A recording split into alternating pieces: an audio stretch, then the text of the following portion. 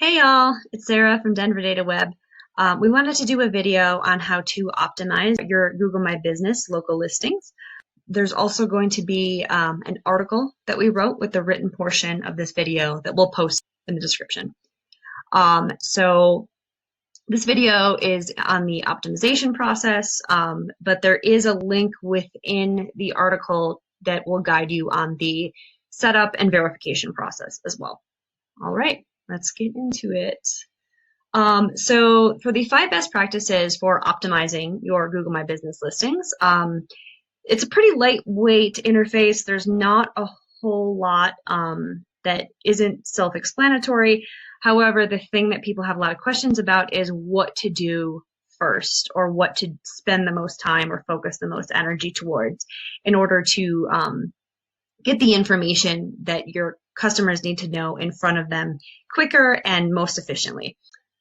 All right, the first step in the 5 best practices is your NAP information. So this refers to your name, your address, which also covers your web address, and then also your phone number.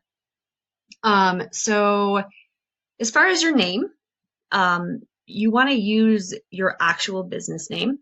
You want to use it the same name that you use on your website and other local listings, any of your social media. That's the name you'll want to use. Sometimes what you'll see, and it's kind of a frowned upon practice, is you'll see a name and then you'll see parentheses afterwards and a whole bunch of keywords within those parentheses. That is not something that you want to do. Google My Business can shut down your listing if you do that. We'll go over where to use keywords in your GMB listing a little bit later. But as far as your business name, that's not the best place for them. Just use your business name, the same as it is on your website. That's going to be your best practice for that. All right, for your web address, it's going to be along the same lines. You want it to look the same as it does on your website, and then also across any local listings. If you have a www.subdomain, obviously you want to include that. Denver Data does not have a www.subdomain, but we do have an SSL. So we're going to use that HTTPS in the beginning.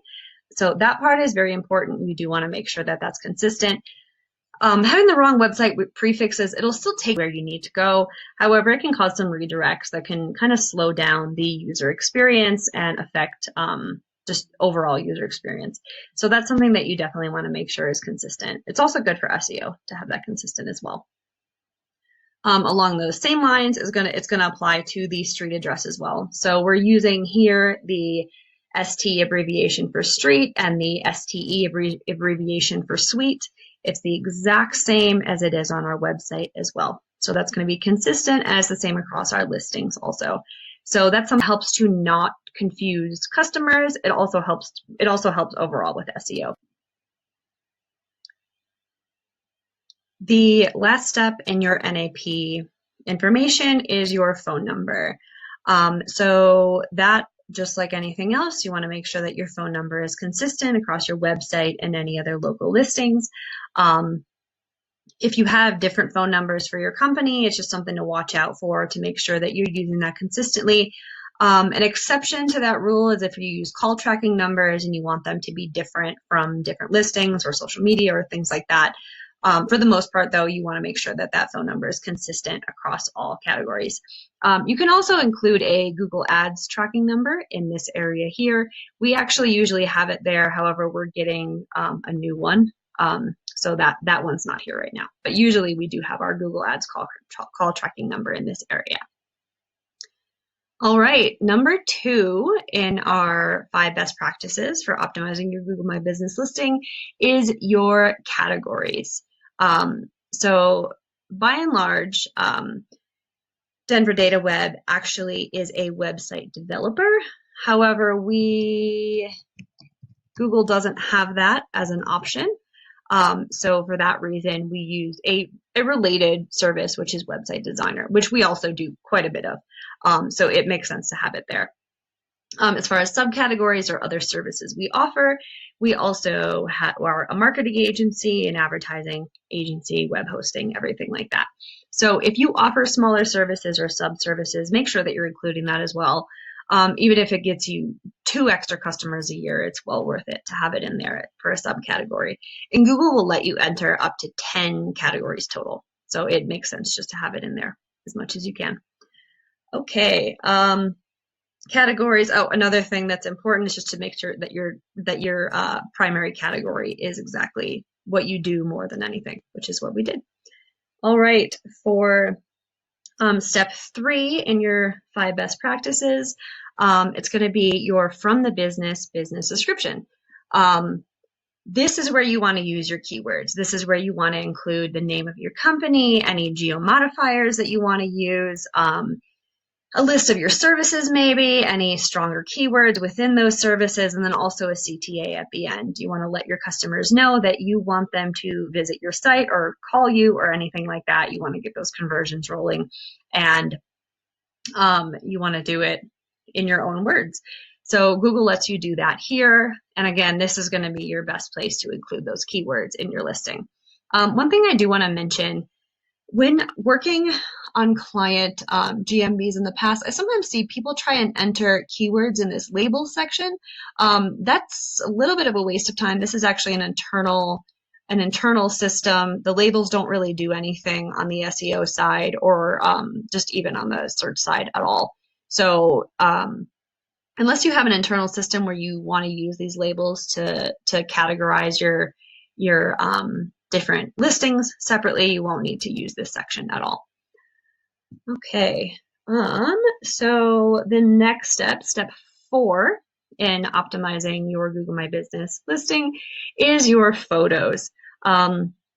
If you look in our article, there's a link to Google's guidelines on what types of photos to add and how many of each photo to add, or the minimum amount to add for each photo type. People look at these photos a lot, so it's important that you have really good quality, high quality, intriguing looking photos in this section. So photos of your staff, photos of your location, your exterior location. There's some fun photos down here. Also your logo. And for some businesses, it's also appropriate to have photos of your products. So if you are a restaurant, you can have photos of your food, drink, photos of things within your store, displays, things that you want to show off. And really just people look at these a lot. So just, we should probably actually add a bit more photos, a few more. Right now, this is pretty good, but we will probably want to add some more photos to ours as well soon. And then again, there's a link within the article with Google's guidelines on adding photos and what types of photos to add. Okay, step 5 in our 5 best practices for optimizing your Google My Business listing is arguably the most important feature of Google My Business.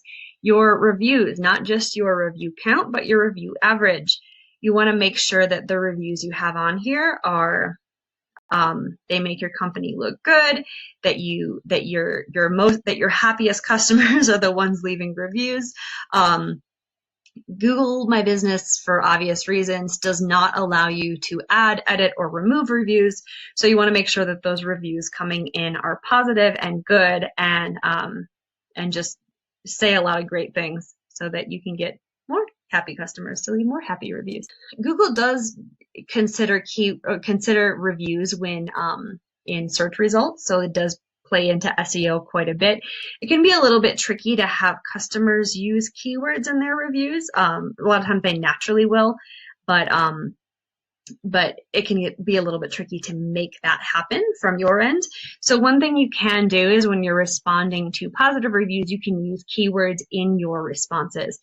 We haven't really done that here so far yet, mainly because these responses were left before I came onto this project, but moving forward, we will be using keywords in our review responses as well. In the case that you do get a bad review, which it happens to a lot of businesses, you want to respond to those reviews as well. You want to respond to those reviews with a way, you want to apologize, obviously, first of all. You want to offer a way to make it right. You want to communicate with the customer in a way that shows them that you want to solve the issue. As I mentioned before, Google does not let you remove reviews or edit reviews. So one thing that you definitely want to do if you get a bad review is work with that customer to try and turn it around, offer them a solution, offer to have them contact you, offer something like that. The majority of bad reviews that get removed are done so because the business owner leads a really great response. All right, so one last thing I do want to mention is that it's a little bit more rare, but in the case of a bad review where it's abusive or there's a lot of profanity, or if it's targeting somebody within your company and saying really terrible things, you can also flag the review. I'm not actually going to do it because Kelly here left a very nice review, but you can go in. It'll guide you how to flag the review. Again, I'm not going to do it, but there is a link within the article from Google about how to report a bad review. It is after that point up to Google's discretion whether or not it violates policy, but for the most part, you do want to make sure that in the case of most bad reviews, you are responding to them in a proactive way. All right, so thank you so much for watching our video for the 5 best practices for Google My Business optimization. Again, we're going to post the article underneath the video with a description that goes a little bit more into detail about what we've done here and some links to some further resources on things that you can do. Optimizing your Google My Business profile is one of the most effective and productive ways to get in front of your customer and gain new customers in the process. So again, thank you so much for watching our video. Go ahead and follow up by reading the article and visiting our website. Thanks so much, guys.